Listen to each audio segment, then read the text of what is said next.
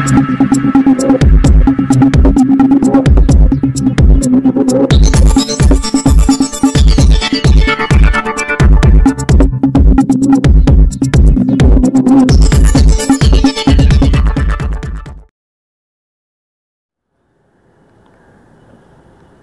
मी आनंद पांडे. तुम्ही बघत आहात महानगरपालिका मंथन 2025. माझ्याबरोबर बेस्ट समितीचे चेअरमॅन माजी नगरसेवक आणि पाटणकर जे आहेत त्यांच्याकडे आपण जाणून घेण्याचा प्रयत्न करू की महानगरपालिका चुनाव जे आहेत सर जवळ आलेले आहे आणि काही वेळामध्ये चुनाव पूर्ण पडणार आहेत. पण जर बघितला तर कामाचा आढावा लोक कशा काम केलेले आहेत. 5 वर्षात तुम्ही 3 वेळी नगरसेवक होता. तुमच्या कामाचं सोडून द्या, पण जर संपूर्ण मुंबई महानगरपालिकाचं जे क्षेत्र आहे वार्ड आहे 228 त्याच्यामध्ये बघितला तर कशा काम आहे ह्यावेळी महापौर कोणाच्या नावावर काय सांगाल? नमस्कार. बघा, मुंबई महापालिकेत जवळजवळ 1997 पासून शिवसेना पक्षाचाच महापौर होतोय बसतोय आणि मी तर ठामपणे सांगेन की यंदासुद्धा शिवसेना पक्षाचाच उद्धव बाळासाहेब ठाकरेंचाच महापौर बसणार. कशा? बघा, एक लक्षात घ्या की ज्या वेळेस मुंबई महापालिकेवर कोणतंही संकट येऊ द्या, ज्या वेळेस गरज पडली असेल, आता मागचं जर करोनासारखा जर एक मोठा महारोग आला होता, त्याचबरोबर 26 जुलैचं जर आपण जर त्यावेळेचं जर वादळ बघितलं, सुनामी बघितलं, त्यानंतर आलेली त्याच्या अगोदरची सुनामी, ह्या प्रत्येक वेळेला ज्या वेळेस अशा घटना घडतात तर त्यावेळेस शिवसैनिकच बाहेर पहिला जो पडणारा असतो लोकांच्या सेवेसाठी तो शिवसैनिक असतो. त्याचबरोबर मुंबईतील मराठी माणसाचा विचार केला तर आज खरं म्हणजे आज गरजच आहे की शिवसैनिकाचीच गरज आहे.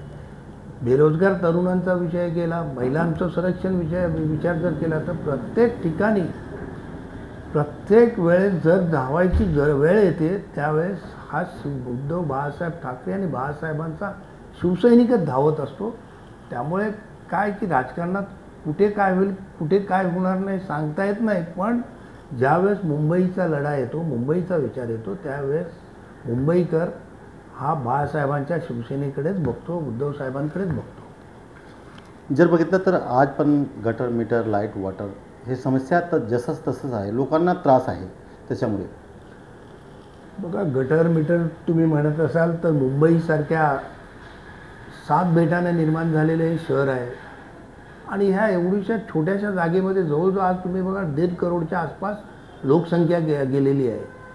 आणि आजचीच परिस्थिती नाही, गेल्या कित्येक वर्षात मुंबई ही भारताची आर्थिक राजधानी असल्यामुळे आणि सगळ्यांना पोटात सामावून घेते. मुंबईमध्येच अखंड भारत जर बघायचं असेल तुम्हाला तर तो तुम्हाला मुंबईत दिसेल. हिंदू मुस्लिम शीख ईसाई मिलकर रहते भाई ही जी घोष आहे, ही जी गाणं जे गायलेलं आहे त्याची प्रचिती पुन्हा एकदा मुंबईकडे बघितल्यावर दिसते. त्यामुळे काय सगळ्या बाजूने मुंबई आणि अशा परिस्थितीत ह्या सगळ्या चारी साईडने वेढलेला समुद्र आणि आज जर तुम्ही बघितलं महाराष्ट्रात बघा, देशात बघा, जगात बघा, आज रशियामध्ये अशी परिस्थिती आली आहे, महाभयंकर तिथे भूकंप झालेला आहे. अमेरिकेच्या मोठ्या मोठ्या शहरांमध्ये मधल्या काळात एवढा पाऊस होता की ते रस्त्यावर समुद्र झाले होते. पण मुंबई महाराष्ट्रामध्ये आज जिकडे तिकडे पाऊस एवढ्या मोठ्या प्रमाणात पडतोय आणि तुम्ही बघाल पुणे असेल, कोल्हापूर असेल, सांगली, सोलापूर, चंद्रपूरसारख्या ठिकाणी जिथे दुष्काळी प्रदेशात तिथे सुद्धा पाऊस पडून नदी नाल्यांचं स्वरूप रस्त्याने येतं. पण मुंबईसारख्या ठिकाणी तुम्ही पाहाल, मी म्हणत नाही की पाणी साचत नाही, पाणी साचतं, पण 10 मिनटं द्या तुम्ही मुंबईच्या महापालिकेला पूर्ण पाणी ओसरून जातं. म्हणजे ही कमया जी झालेली आहे ही मुंबई महापालिकेने जे केले ही माननीय उद्धवसाहेब ठाकरे, माननीय आदित्यजी ठाकरे आणि माननीय ह्या शिवसेनेच्या नेतृत्वात शिवसेनेच्या नगरसेवक आणि प्रत्येक पक्षात दुसरे पण नगरसेवक, पण ह्या सगळ्यांनी ताकदीने जे काम केलेलं आहे ना ते आज तुम्ही मुंबई पाहताय. तर मीटरचं जर तुम्ही बघाल तर मीटर हे किती वेळा मीटरचा हे काळा धंदा चालू आहे आम्हाला कळत नाही.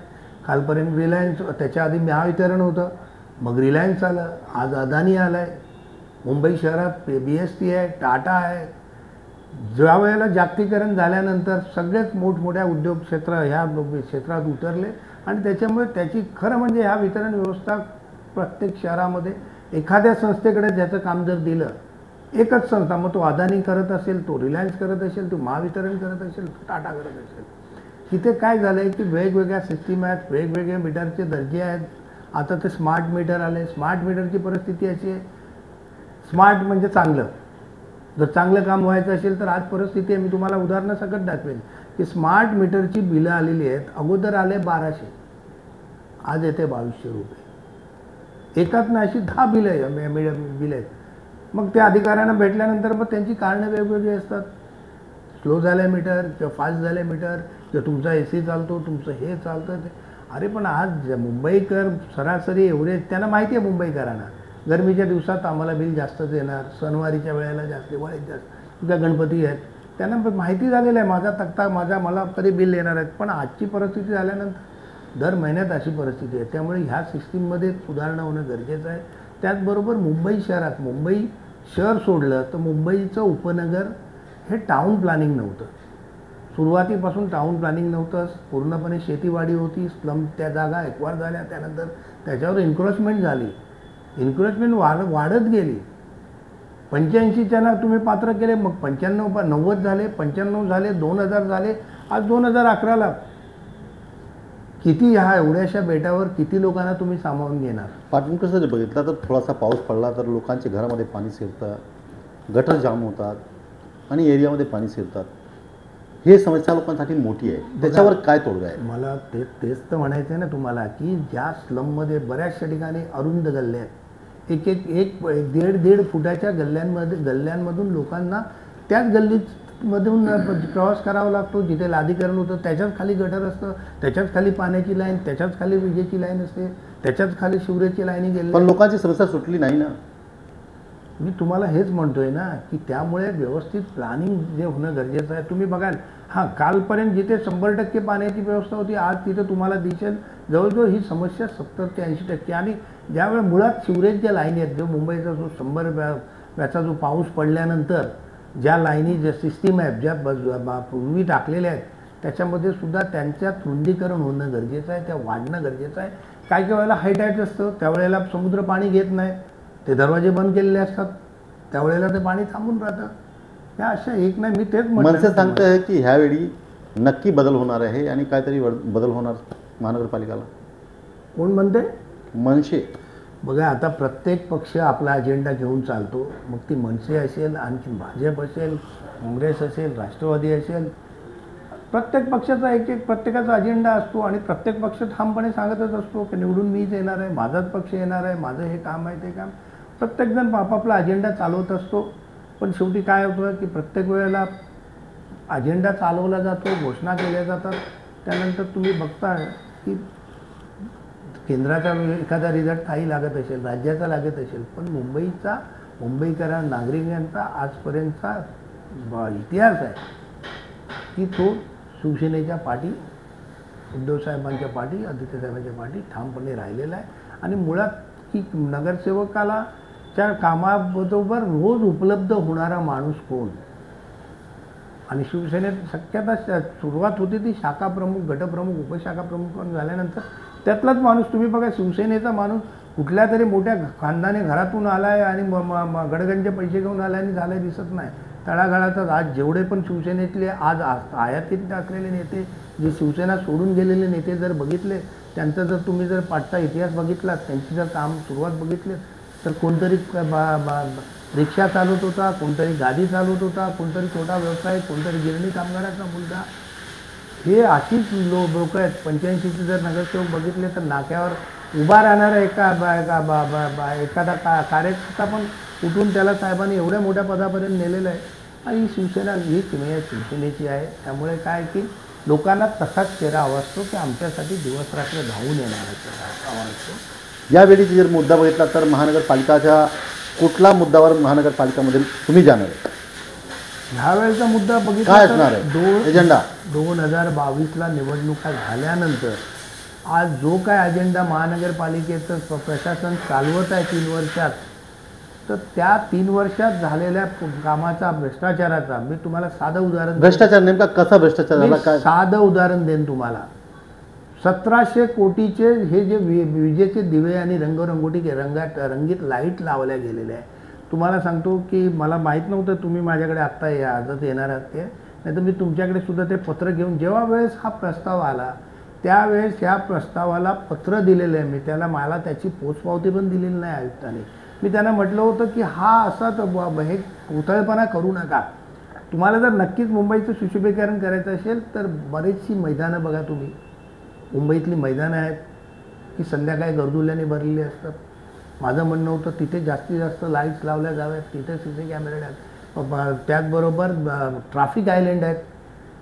बऱ्याचशा जागा अशा आहेत की आरक्षित जागा आहेत पण त्या अजून मुंबईकडे बॅकवार झालेल्या नाहीत. त्याचं हस्तांतर झालं नाही. अशा जागा हस्तांतरण करून आज तर नवीन हे टाकलं आहे डेव्हलपमेंटमध्ये 35% जागा कोणत्याही परिस्थितीत त्या विकासात ओपन राहणं गरजेचं आहे. मैदानं ही फुफ्फुसं म्हटली जातात शहराची आणि फुफ्फुस जर स्ट्रॉंग असेल तर माणसाची प्रकृती सुदृढ म्हटलं जातं. तर त्यामुळे काय की अशा ठिकाणी हे पैसे जाणं गरजेचं होतं. रस्त्याचं तुम्हाला सांगतो, रस्त्याचं माझ्या विभागात पण बरेच रस्त्याची डेव्हलपमेंट आली. 2 वेळा कॅन्सलसुद्धा झाली. पुन्हा जेव्हा नव्याने आली त्यावेळेस मी त्यांना कुठल्या रस्त्याचं डांबरीकरण व्हावं आणि कुठल्या रस्त्याची साईड गल्ल्या दुरुस्त व्हाव्यात किंवा साईड ड्रेन हे मी त्यांना तपशील दिलं होतं की बाबा हा मला रस्ता दोन्ही बाजूने ओपन करून पाहिजे तिथे ड्रेनची पाण्याची व्यवस्था निचरा होण्यासाठी. पण हा रस्ता आहे की इथे याची गरज नाही. काही ठिकाणी अरुंद रस्ते आहेत तिथे सिंगल फुटपाथ करून सिंगल फुटपाथला रोडला तुम्ही जॉईन करून तिथे वाहतुकीस होणारी अडथळ अडवून तो मोठा करणं गरजेचं आहे. पण असं नाही झालं. ज्या रस्त्याची दोन्ही बाजूची रुंदीकरणं गटारं बनवलेली होती 4 वर्षापूर्वी त्यांचीसुद्धा आज कामं आली पुन्हा करायची तोडून. माझ्या इथे किसन कांबेसारखा मार्ग आहे. व्यापारी म्हणतात दोन्ही साईडची गटारं आत्ताच तुम्ही बनवलेली आहेत 4 वर्षापूर्वी. आता जर बनवत असाल तर फक्त रोड करा अति राजगुरू त्याचं रुंदीकरण झालेलं आहे. पण नाही तो प्रस्ताव आला आहे पात्र होऊन. रोड डिपार्टमेंट म्हणतं ते करायलाच लागेल. म्हणजे हा जो डबल ठिकाणी पैसा वापरला गेलेला आहे किंवा कामाची क्वालिटी ज्याची कामाची क्वालिटी तुम्ही बघाल काय वेळेला तर काही ठिकाणी RCची काही कॉन्ट्रॅक्टर आहेत चांगल्या प्रकारे काम केलं आहे पण काही ठिकाणी सब कॉन्ट्रॅक्टर त्याच्या खाली दुसरा आहे कॉन्ट्रॅक्टर. मुख्य कॉन्ट्रॅक्टर कोण आहे आम्हाला माहिती पण नाही. आम्ही त्यामध्ये जातसुद्धा नाही शक्यता. पण हे जेव्हा प्रस्ताव येतात आम्हाला जे काय सुचवायचं असतं आम्ही सुचवतो. असे एक नाही बरेचशा गोष्टी आहेत की ज्याच्यातून तुम्हाला वाचवता आलं असतं. उद्धव बाळासाहेब ठाकरेंनी आपला दवाखाना हिंदू हृदय HBT हिंदू हृदय सम्राट बाळासाहेब ठाकरे दवाखाना ही संकल्पना उद्धव साहेबांची महानगरपालिकेतून आणलेली आहे. आज त्या संकल्पना केल्यानंतर त्यासाठी ज्या 40 गोष्टीच्या तपासण्या व्हाव्यात आज ती व्यवस्था कुठेतरी बंद पडली. तिथे दवा मिळत नाही. उद्धव साहेबांनी ही संकल्पना राबवली होती पण जर बघितला तर एकनाथ शिंदे आले तेव्हा त्यांनी बाळासाहेब दवाखाना ते मुंबईमध्ये भरपूर ठिकाणी खोलला. पण आज त्याची अवस्था काय आहे नेमका जर बघितला तर मोठे मोठे हॉस्पिटल आहे. शताब्दी हॉस्पिटल आहे, राजावाडी हॉस्पिटल आहे, सायन हॉस्पिटल मोठी दुर्व्यवस्था आहे. लोकांना काय सोय भेटत नाही आहे. लोकांना मोठा त्रास होतो. रात्री फोन करतात लोकांना. काय सांगाल नेमकं? बघा काय आहे की आता जी हॉस्पिटल्स आहेत आता प्रत्येक ठिकाणी PPP तत्वावर चालू आहे. आज मुंबईत मुंबईमध्ये मोठी 7 हॉस्पिटलांचे प्रस्ताव आहेत PPP तत्वावर. शताब्दीसाठी तुम्हाला सांगतो आज कित्येक वर्ष काम चालू आहे. माननीय महापौर महाडेश्वर साहेबांनी त्याचा नारळ फोडलेला. पण आता सध्याच्या परिस्थितीत त्याला 3 वेळा एक कॉन्ट्रॅक्टर पुन्हा काढून टाकला त्यानंतर तो दुसरा आणला. आता त्याला 3दा एक्सटेंड दिलेलं आहे. मी वारंवार त्यावेळेस तत्कालीन आयुक्त उपायुक्त संजयजी कुराडे वारंवार माझा त्यांच्याशी पत्रव्यवहार भेटी होणं चालत होतं. मला त्यांनी शेवटची तारीख दिली होती की बाबा कुठल्याही परिस्थितीत आम्ही तो मागच्या नोव्हेंबरमध्ये सुरू करणार आहोत. नोव्हेंबर-डिसेंबरमध्ये. आज जुलै 8 उजाडला. आज कुराडे साहेब तिथे नाहीत. शरद उगडेंना सुद्धा मी त्या बाबतीत एक पत्रक दिलं. हॉस्पिटलमध्ये लोकांना सोय भेटत नाही आहे. माझं म्हणणं हेच आहे ना. मग आज प्रशासनावर अंमल कोण करतंय? प्रशासन कोण बघतंय? जर प्रशासनावर तुमची पकड नसेल आज त्यात तुम्हाला सांगतो आज जो दुजाभाव चालू आहे नगरसेवकांच्या फंडांमध्ये आज 2022 झाल्यानंतर 23-24, 24-25 आणि 25-26 ह्या 3 वर्षाच्या काळामध्ये माझ्यासारख्या नगरसेवकाच्या वॉर्डमध्ये निधीचीच उपलब्धता नाही. जो काय थातुरमात चालला आहे लोक सांगतात ती एखादी गल्ली बनल्यानंतर तिथे परत पाण्याच्या लाईनसाठी खोदली जाते. इलेक्ट्रिक बंद झाली तर तिथे खोदली जाते आणि मग परत ती बनवणं काय काय वेळेला हे रिलायन्समध्ये खोदून जातात, थातूर मातूर काम करून जातात, पुन्हा ती उकळली जाते. आता त्यासाठी निधी अवेलेबल होत नाही आहे. दुधा भाव चालला आहे, नावडतीचं मीठ अळणी झालेलं आहे. बाजूच्या वार्डमध्ये जर फंड येत असेल तर माझ्या नाही, माझ्याकडे येत आहे, बाजूच्या वार्डमध्ये नाही. आज 3 वर्ष तुम्ही बघा, माझं सातत्याने पत्रव्यवहार आहे. मी तर मागच्या वेळेस 2 वर्षापूर्वी त्या बजेटमध्ये मी त्यावेळेस तत्कालीन आयुक्तांना पत्र दिलं होतं, ओम नमो आयुक्ताय नमः असं जवळजवळ 101 वेळा मी जप करून पत्र दिलेलं की माझ्या प्रभागाला निधी द्या. मिळाली का निधी? तुम्ही बघा चौकशी करून किती मिळालं आहे. त्याच्यानंतर पण निधी मिळाली नाही.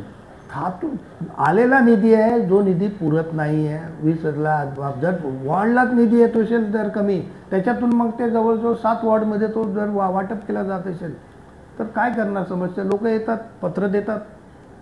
मी म्हणतो बघायला येईल आधी माणूस, माझी माणसं जातात, अधिकारीनं बघायला पाठवतो. अधिकारी म्हणतात साहेब फंड झालेला नाही, येईल तेव्हा बघू.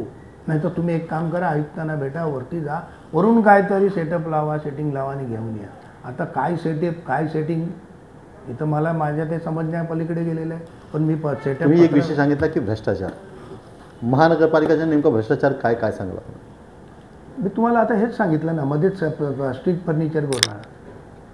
स्ट्रीट फर्निचर तुम्ही सांगा ना, स्ट्रीट फर्निचरचा प्रस्ताव त्यांनी पाडल्यानंतर माननीय आदित्य साहेबांनी त्याच्यावर मोठी जोड उठवली की त्यांचे जे रेट्स बघितले. आत्ता तुम्ही परवाच्या मध्येच मी तुमच्याच चॅनलच्या माध्यमातून एक बातमी बघितली की एका महापालिकेमध्ये जो 5.5, 7.5, 8 हजारचा डबा आहे, 22,000 डबा, 22,000मध्ये त्या महापालिकेबद्दल आलं होतं. त्याच्यानंतर त्यातले मोठे साईजचे डबे आहेत जे आहेत, लाख 1.5 लाख रुपये. चॅनलने बातमी दिलेली की काय सोन्याचा मुलामा लावला आहे का काय. आता ही स्ट्रीटला आमच्याकडे एकही स्ट्रीट या मागच्या 3 वर्षात एकही स्ट्रीट फर्निचर लागलेलं नाही आहे. जर तुम्ही आणलं असेल तर ते कुठे आहे, कुठल्या वॉर्डमध्ये लावलं. पण ह्या गोष्टी आहेत, ह्या गोष्टी मीडियाने तुम्ही आज 4था स्तंभ आहे, तुमचं काम आहे त्याचे प्रश्न विचारणं. तुम्ही कोणत्याही भूलतापाला बळी न पडता कोणतंही राजकारण करता तुम्ही राजाला पण प्रश्न विचारायचे, तो रंकाच्याच. पण आज मीडिया सगळी रंकाच्या पाठी लागले, राजाला कोण प्रश्नच विचारत नाही. आम्ही तर प्रश्न विचारतो. आता विचारत असाल तर बरेच चांगली गोष्ट आहे. तुमच्या भागात जर बघितला तर मोठी झोपडपट्टी एरिया आहे, डेव्हलपमेंटची समस्या होते. कुठे नेमकं समस्या काय आहे, लोकांचे विकास कुठे अवरोध आहे, काय चालतं? बघा काय विकास, आता विकासक आलेत, 20 वर्ष झालेत. विकासक ज्यांनी आणले त्यांना विचारा जाऊन. आम्ही त्यावेळेससुद्धा विरोध नव्हता केला, आजसुद्धा विरोध करत नाहोत. पण आम्ही एक आहे की आम्ही लोकांच्या बाजूने आहोत. आम्ही बिल्डरचे मेंढे नाही किंवा बिल्डरचा माणूस म्हणून नाही. आज आम्ही शेजारी बसत असलो त्याच्या लोकांशी चर्चा करताना, पण माझं लोकांना सांगणं आहे, ज्या दिवशी चुकीच्या गोष्टींनी चालेल. आज आमचा विभाग आहे जवळजवळ 60% आरक्षणचा विभाग आहे. क्लस्टर पूर्वी एक विकासक आणला, 6 महिन्यात जवळजवळ 8 ते 9 हजार लोकांना त्याच्याकडे स्वाहा केलं. कमिट्या बनवल्या, देऊन टाकल्या त्यांना. ते मग क्लस्टरमध्ये गेले. मग त्रिके आला, एका मुख्यमंत्र्यांनी त्रिके दिला, दुसऱ्याने तो कॅन्सल केला. विकासक कोर्टपर्यंत गेला, सुप्रीमपर्यंत निर्णय गेला आणि त्यांनीच विकास करावा म्हणून. आता नाही म्हणायला दुसऱ्या टप्प्याचं बांधकाम त्याचं सुरू आहे, 3ऱ्या टप्प्यात आता सुरुवात होते. पण आम्ही हा अधिक विचारच केला नाही की बाबा एवढं सगळं आरक्षण आहे. अभ्यासपूर्ण जर विचार करून जर आम्ही गेलो असतो तर घाटलेकरांना नक्कीच विकास बघायला मिळाला असता. लोकांच्या मनात एक घाटलाचा विकास कधी? मी सांगतो ना तुम्हाला, हेच मी विकास कधी म्हणजे हा प्रश्न आम्ही जेव्हा विकास कसा, विकास का, विकास कसा, कशा पद्धतीने, हे जर सूत्र घेऊन चाललो असतो ना, तर आज प्रत्येक मी सांगतो ना, आज जवळजवळ 18 अर्ध्याच्या वर घाटला विकासात गेला असता. तुम्ही 3 महिने नगरसेवक होता आणि महानगरपालिकामध्ये प्रतिनिधित्व केलेलं आहे, बेस्ट समिती चेअरमॅन होता सध्या. तुमचं काम कुठे कुठे तुम्ही नेमका काम केला, काय काय काम केलं, काय मोठा काम केलेलं आहे, काय सांगाल नेमका? एक मोठा विस्फोटक खुलासा काय सांगाल आपण? मी बघा, एक लक्षात घ्या, तुम्ही जर स्फोटक खुलासा मागता, छोटी BSTचं काम आहे किंवा नगरसेवाचं काम असतं, हे नगरसेवकाचं असतं. पण कुठलाही अध्यक्ष समितीचा हे त्याचं काम नसतं, ते पक्षाचं काम असतं, ते सामूहिक काम असतं. कमिटी असतात त्यासाठी, सर्व नगरसेवक त्याच्यात मी जो घेतलेला निर्णय सगळ्यांना पटायला पाहिजे, मी जर चुकीचा घेत असेल तर विरोधात जातात. त्याच्यामुळे ही कामं सामूहिक असतात. मी म्हणण्यापेक्षा ती पक्षाची कामं असतात, पक्षाचा अजेंडा असतो तो. आणि त्यामुळे तुम्हाला सांगेन की रिंग रूटसाठी जी बसची कल्पना जी माननीय आदित्य साहेबांनी अंमलात आणल्या होत्या की कशा प्रकारे मोनोला रिंग करायची, मेट्रोला करायची, प्रत्येक ट्रेनला रिंग करायची, अशा पद्धतीने. म्हणून तो एक टार्गेट होता 2027पर्यंत मुंबईमध्ये 10,000 बसचा. पण आज अशी परिस्थिती आहे 3,336 या बसेसचा जो फ्लीट होता तो कोर्टाने घालून दिलेला आहे. कोर्टाने सांगितलं एवढ्या बसेस तुमच्या ताफ्यात पाहिजेलच. आज फक्त 550 ते 600 बसेस राहिल्यात. आज तिथे एक अधिकारी आहे, त्या अधिकाऱ्याला 3 कामं करायला लागतात. त्याला मागच्या पोस्टवरचं काम करायला लागतं आहे, तो आज जिथे बसला आहे त्याला काम करायचं आहे, वरचा रिटायर झाला आहे, प्रमोशन गेला आहे, ट्रान्सफर झाला आहे, तर त्याचं त्याला प्रभारी म्हणून काम करायला लागतं. म्हणजे जिथं BSTत 10 माणसांनी काम करायचं होतं तिथे आज 4 माणसं आहेत. तीच परिस्थिती सप्लायमध्ये, इलेक्ट्रिकमध्ये सुद्धा चालू आहे.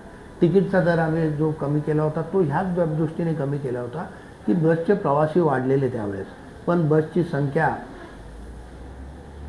त्या पद्धतीने वाढली नाही. आणि आजच्या 3 वर्षात तर ज्या काही बसेस आतासुद्धा ज्या घेतल्यात म्हणून डिक्लेअर केलेल्या आहेत इलेक्ट्रिक बसेस अजूनसुद्धा आले नाहीत. या 3 वर्षात माझ्या मते 100, 150, 200 त्याच्यापुढे आलेले नाहीत. फ्लीट त्यांची कमी झाली आहे, वाढणाऱ्या बसेस वाढलेल्या नाहीत. 2 कॉन्ट्रॅक्टर निघून गेलेले आहेत बसमधले. 2 कॉन्ट्रॅक्टर BSTचे. एक तर तुम्ही बघा जाऊन महानिकसारख्या ठिकाणी पूर्ण हिरवळ लावले आणि त्याच्यात मिनी बसेस असं वाटतात की शेत उगवलं आहे का काय बसांचं. त्या बसेस तिकडेच आहेत. तो कॉन्ट्रॅक्टर बँक करप्ट झाला आहे. तुम्ही जर कॉन्ट्रॅक्टर सिस्टीम आपण आणली आहे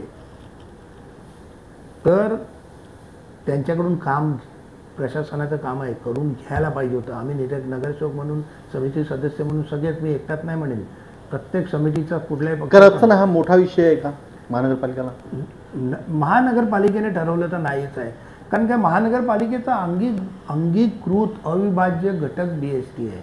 जर शिक्षणासाठी आम्ही वर्षाला जर 4 ते 5,000 देत असतो ते देणं गरजेचं आहे, आरोग्याला देण्याचं गरजेचं आहे, आणि बेस्टला हा अविभाज्य घटकच आहे मुंबई महानगरपालिकेचा. त्याची जबाबदारी मुंबई महापालिकेचीच आहे. पण त्यांना ज्या पद्धतीने द्यायला पाहिजे थोडे पैसे मिळत नाहीत. महानगरपालिकेकडून येत नाही असं नाही होत, पण जेवढा निधी त्या बसला, कारण शेवटी जगात कुठलीच सार्वजनिक जी ट्रान्सपोर्ट व्यवस्था आहे ही कुठेच प्रॉफिटमध्ये नाही आहे. कारण जर मी ठरवलं इथून मला 10 किलोमीटरवर जायचं आहे, मी रिक्षा आणि टॅक्सीने गेलो तर तिथे जवळजवळ 200-400 रुपये मला फटका. सायन ठिकाणी जायचं आहे तर मला 200-250 रुपये पडतात. तिथेच बस आम्हाला 6 आणि 7 रुपयात, 8 रुपयात, 10 रुपयात पोहोचवते. त्याच्यामुळे तुम्ही जर विचार केला तर ती शक्यच नाही. त्यामुळे अशा संस्था चालवणं हे मुंबई महापालिकेचं कर्तव्य आहे त्यांना, आणि तरच त्या वाढतील.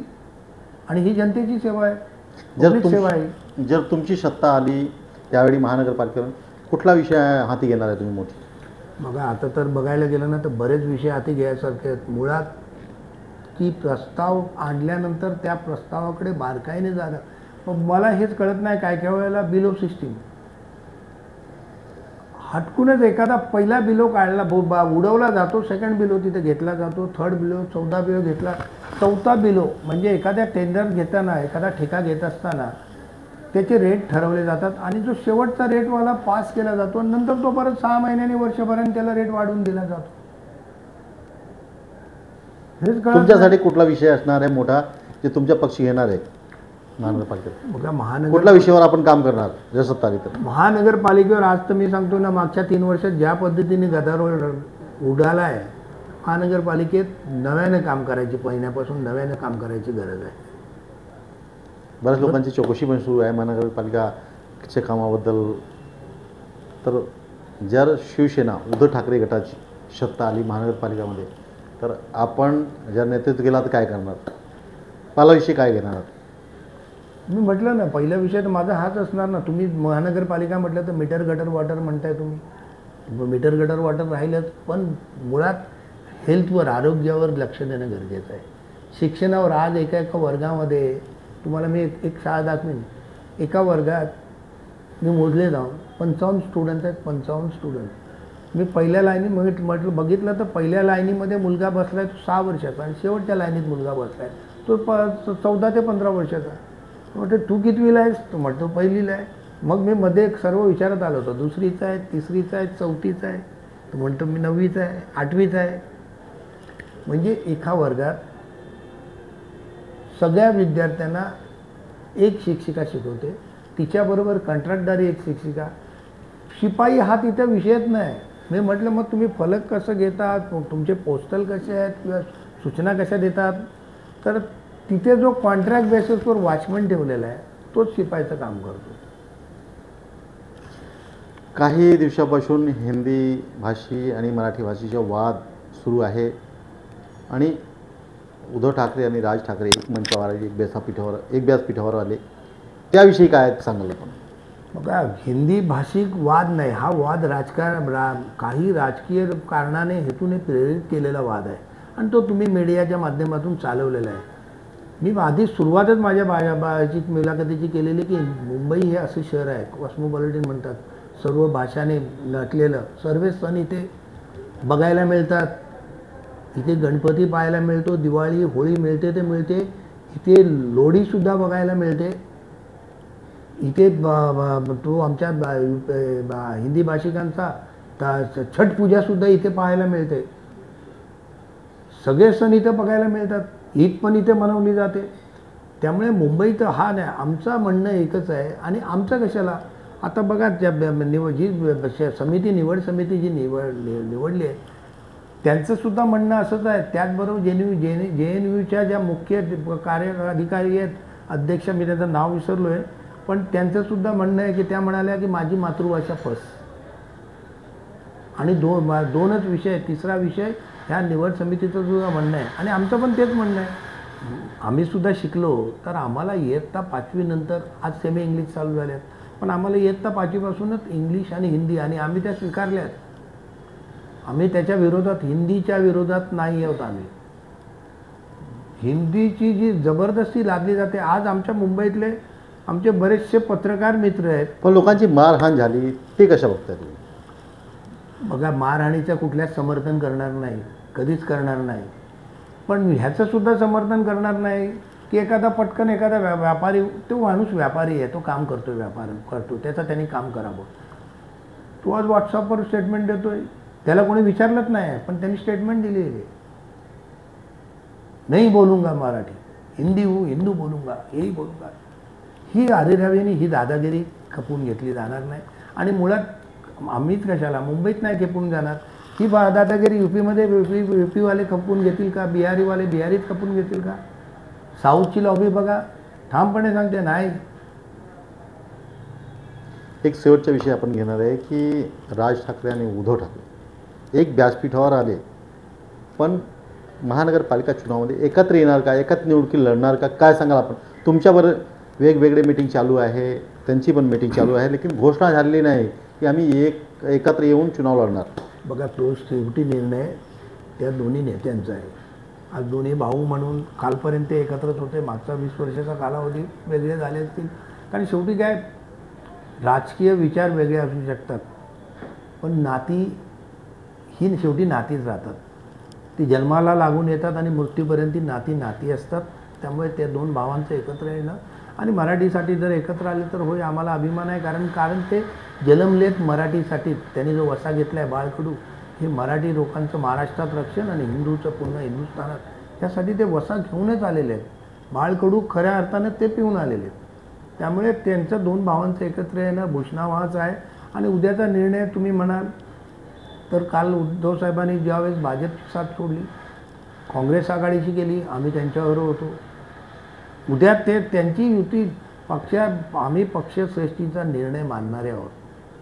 पक्ष जो निर्णय घेईल, पक्षश्रेष्ठी जो निर्णय घेतील तो आम्ही.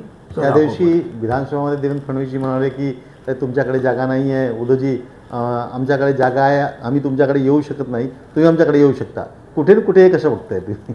विधानसभेत माननीय मुख्यमंत्री म्हणाले, तुम्ही ऐकलं, तर बाहेर म्हणाले ते तुम्ही ऐकलं नसेल. त्यांचं हेच म्हणणं होतं की आम्ही एकमेकाचे राजकीय विरोधक आहोत. वैचारिकता आम्ही अजून सोडलेली नाही, माणुसकी अजून सोडलेली नाही. त्यामुळे आणि उद्धव साहेबांनी सुद्धा सांगितलं भाजप आणि शिवसेना परत एकत्र होऊ शकते का उद्या तुमच्या मताने? मी म्हणतो ना, राजकारणात कधी काय होऊ शकतं. राजकारणात कधी कोणाचा शत्रू नसतो, तर कधी कोणाचा कायम मित्र नसतो. म्हणून म्हणतो राजकीय विचार हे बदली होऊ शकतात, वैचारिक विचार एक असले तरी. आणि त्यामुळे उद्या काय होतं, पण मी तुम्हाला मी ठामपणे सांगेन की माझं पक्ष नेतृत्व, माझे नेते पक्षप्रमुख जो निर्णय घेतील तो आम्हाला मान्य आहे. आमच्याशी बात केल्याबद्दल खूप खूप धन्यवाद सर. धन्यवाद. तुम्हाला सुद्धा धन्यवाद.